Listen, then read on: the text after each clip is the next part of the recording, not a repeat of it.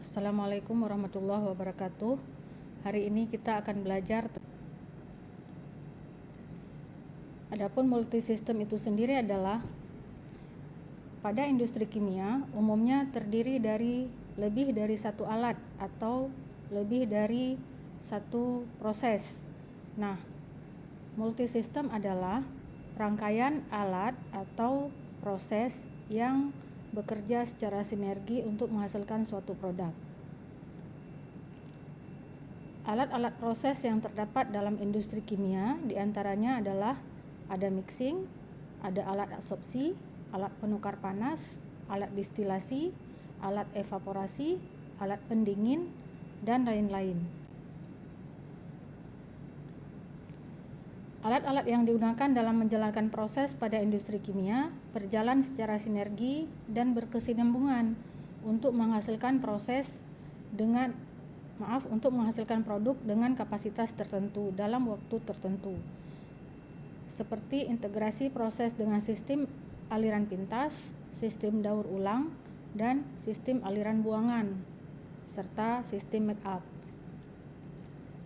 Beberapa macam sistem aliran bahan dilakukan dengan tujuan antara lain, yang pertama untuk meningkatkan yield, yang kedua meningkatkan konsentrasi produk, yang ketiga menghemat pemakaian energi maupun bahan kimia, yang keempat memudahkan sistem pengendalian proses, dan untuk efektivitas dan keamanan proses. Contoh sistem multiproses adalah seperti pada proses pengolahan limbah cair. Di sini terdapat ada preliminary treatment yang merupakan tempat diolah pengolahan pertama wastewater atau limbah cair, kemudian ada clarifier, ada aerator, kemudian ada secondary clarifier, kemudian ada final effluent. Nah, di secondary clarifier ada aliran recycle, di mana aliran tersebut merupakan activated sludge atau sludge yang teraktivasi, dimasukkan kembali ke aeration tank sehingga diperoleh aliran keluar. Nah, selain itu juga dihasilkan limbah sludge atau lumpur yang dibawa ke disposal, tempat pembuangan lumpur. Contoh lainnya adalah pada proses pembuatan asam sulfat, di mana dibuat dari belerang dan udara yang dibakar sehingga menghasilkan SO2 dan O2, kemudian direaksikan dengan menggunakan katalis, dihasilkan produk yang berupa asam sulfat pekat dan yaitu H2SO4. Contoh berikutnya adalah proses pembuatan amonia dengan proses Haber-Bosch, seperti yang dilakukan pada industri pembuatan amonia untuk pembuatan pupuk urea, di mana di sini digunakan ada batch yang berisi katalis. Amonia dibuat dari N2 dari udara dan H2 dari feed gas, kemudian dimasukkan ke dalam reaktor sehingga terakhir dihasilkan gas amonia yang dicairkan pada unit refrigerasi. Selanjutnya adalah penentuan batas sistem. Untuk sistem yang terdiri dari lebih dari satu proses, maka batas sistem itu sangat penting dilakukan, ditentukan terlebih dahulu sebelum melakukan perhitungan. Nah, seperti kita lihat pada contoh batas sistem 1 yang lingkaran biru ini, batas sistem 1 itu bisa dibuat untuk menentukan aliran umpan F1, F2, dan aliran produk F3. Demikian juga untuk batas sistem 2. Input yang masuk ke sistem 2 adalah F3, kemudian yang keluar adalah P1, dan P2. Untuk sistem 3 bisa dilakukan untuk menentukan input ke dalam sistem 3 yaitu P2, keluaran dari sistem 3 yaitu P3 dan P4. Sementara itu, untuk sistem 4 itu adalah neraca massa untuk menghitung keseluruhan proses secara overall.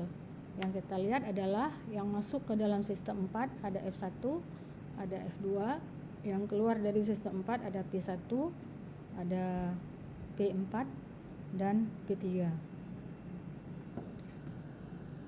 Proses multisistem dengan aliran pintas atau bypass, daur ulang atau recycle, aliran buangan atau purging, dan aliran penambahan atau make up. Nah, sekarang kita bahas terlebih dahulu proses multisistem dentas atau bypass. Aliran pintas atau bypass sendiri adalah aliran yang tidak melalui unit proses, tetapi untuk mengurangi beban proses, untuk menghemat biaya produksi atau operasional. Karena baku mutu produk telah jauh di bawah standar mutu yang diizinkan. Nah, seperti kita lihat pada contoh proses ini, yaitu proses pengolahan limbah, di mana umpan F1 dimasukkan ke dalam proses, sebagian dari umpan F1 di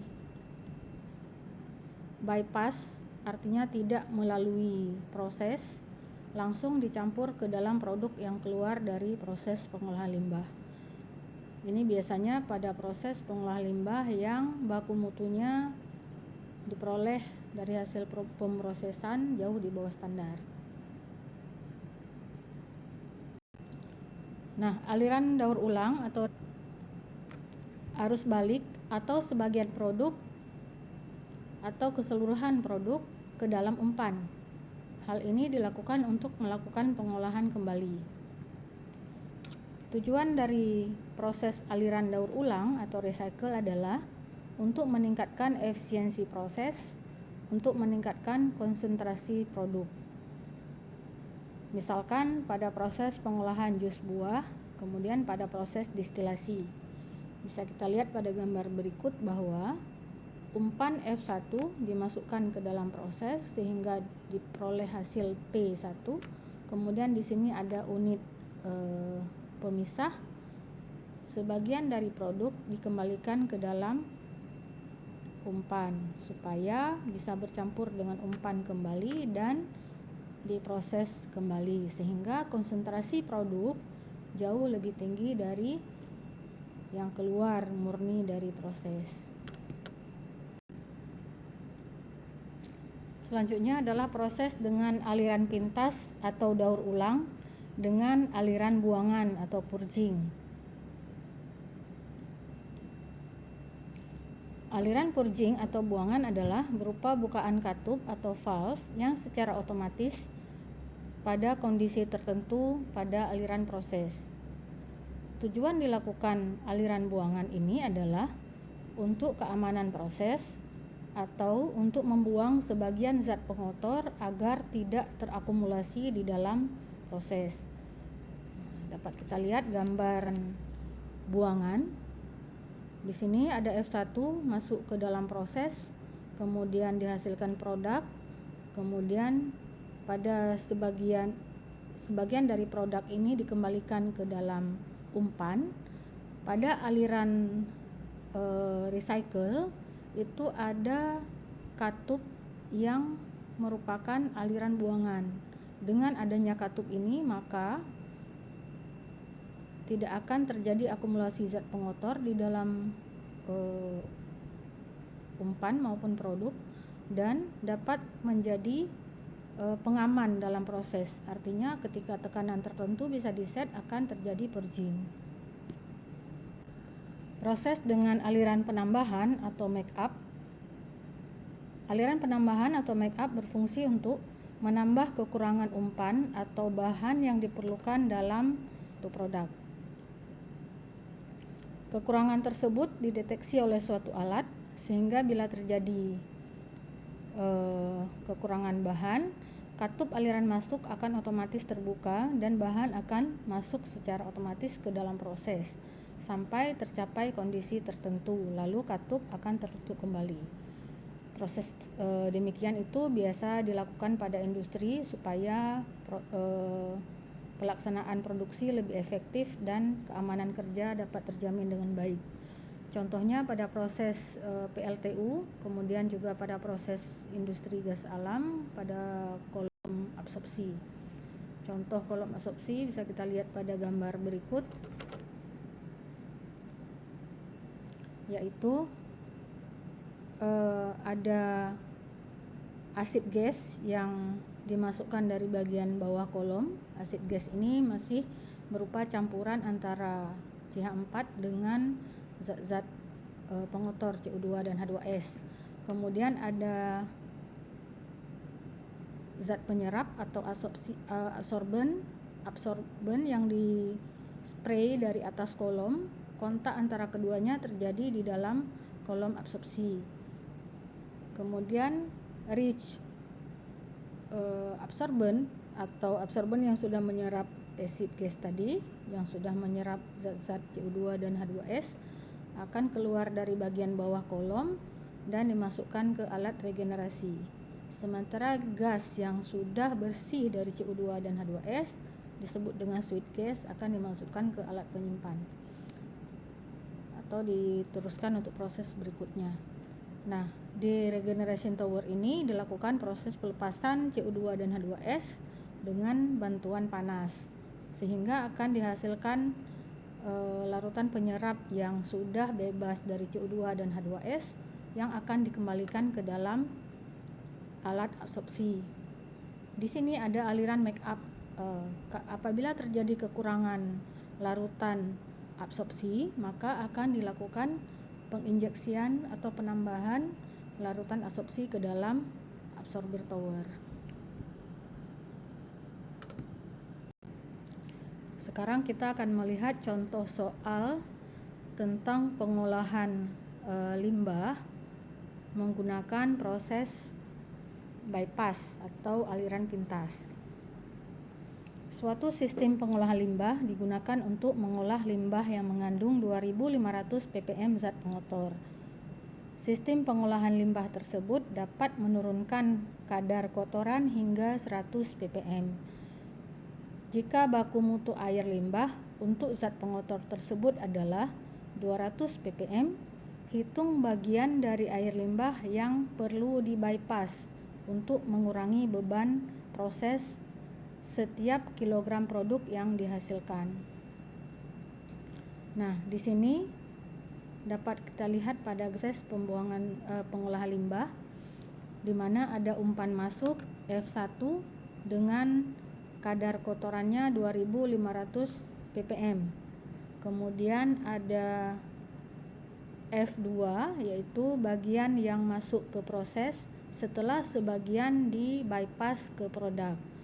Di proses terjadi pengolahan sehingga dihasilkan produk keluaran dari alat proses dengan konsentrasi zat pengotornya menjadi 100 ppm.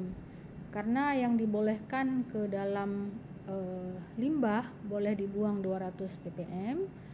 Kalau dibuang 100 ppm ya oke-oke saja, tetapi kan hal ini merugikan perusahaan karena ngapain mengolah sampai jauh di bawah standar, tentu biayanya jadi lebih mahal. Sehingga sebagian dari umpan dicampurkan ke dalam produk supaya tepat 200 ppm konsentrasi zat pengotor di aliran buangan.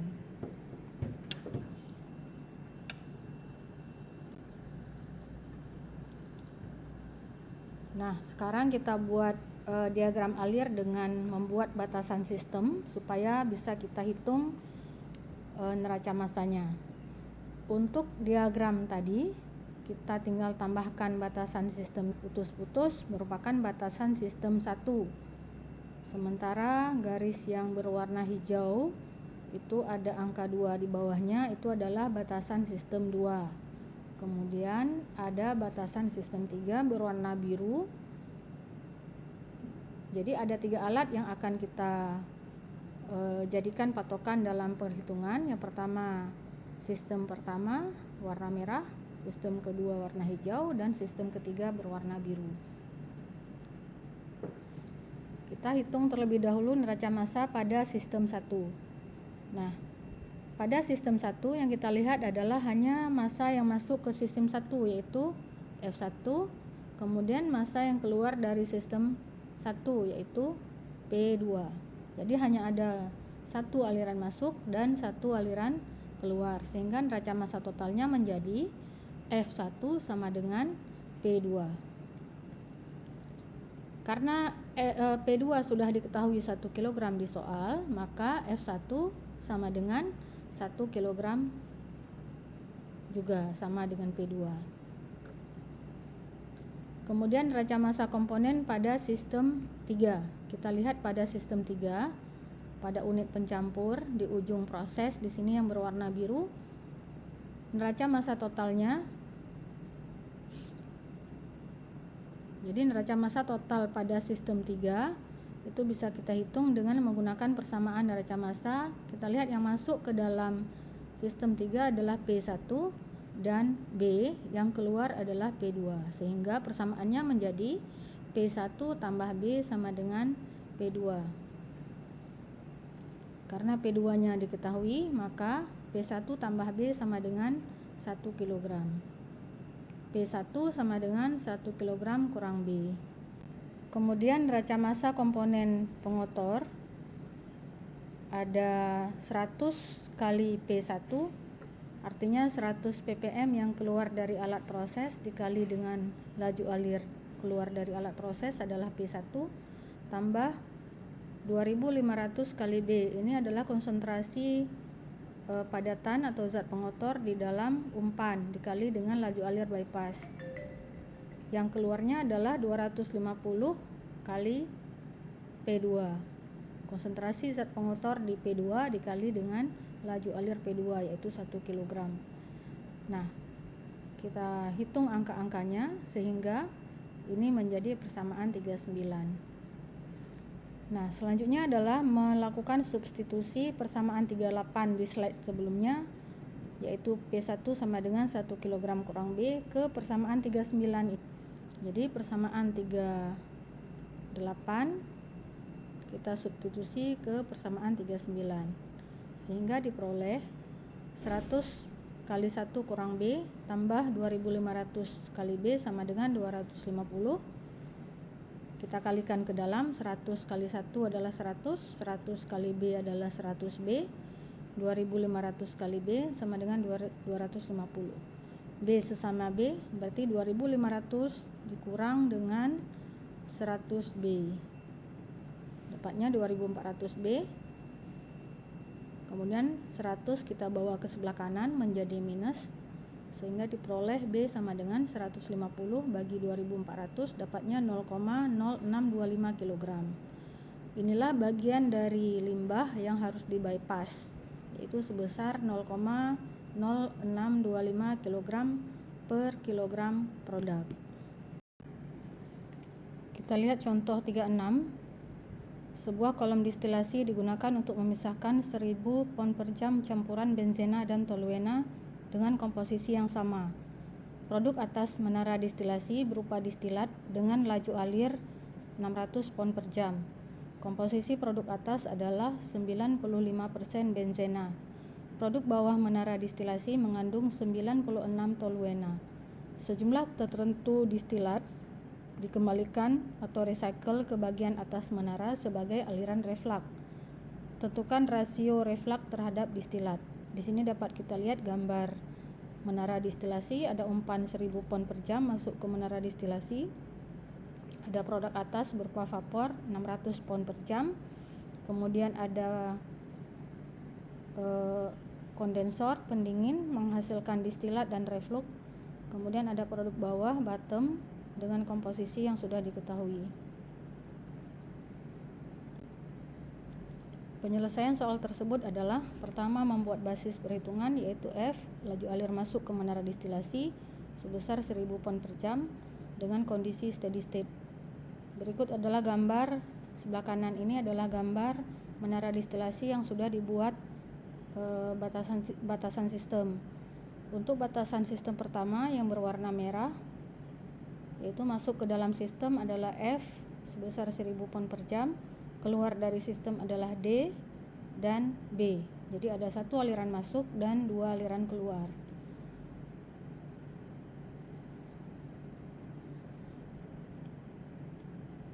Kemudian neraca massa komponen pada sistem 1 bisa dihitung dengan komponen benzen, yaitu 0,5 di sistem 1, di umpan adalah 0,5 fraksi benzen dikali dengan laju alir umpan 1000 pon per jam.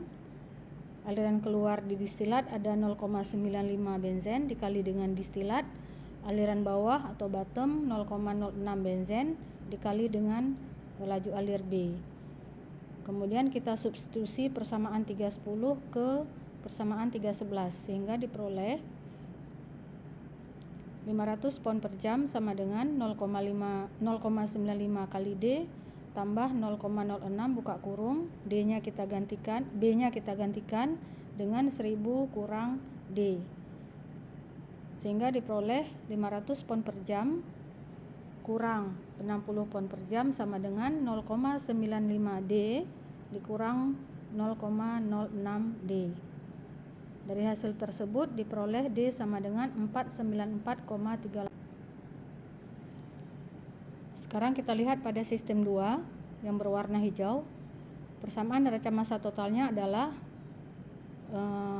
V sama dengan D tambah L. Jadi yang masuk ke kondensor adalah V, kemudian yang keluar dari kondensor ada D dan L. Nilai V adalah 600 pon per jam, nilai D adalah 494,38, hitungan kita sebelumnya barusan, kemudian L, sehingga kita bisa dapatkan L sebesar 105,62 pon per jam.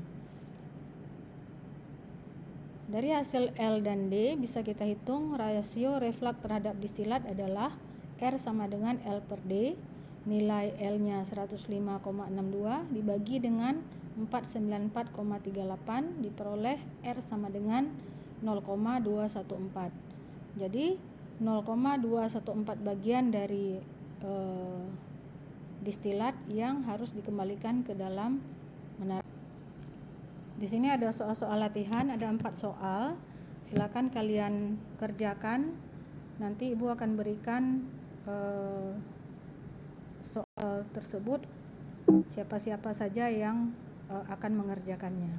Boleh juga kalian mengerjakannya untuk mendapatkan wawasan dan supaya lebih ahli dan terampil dalam menghitung neraca massa dan dalam sistem multiproses ini.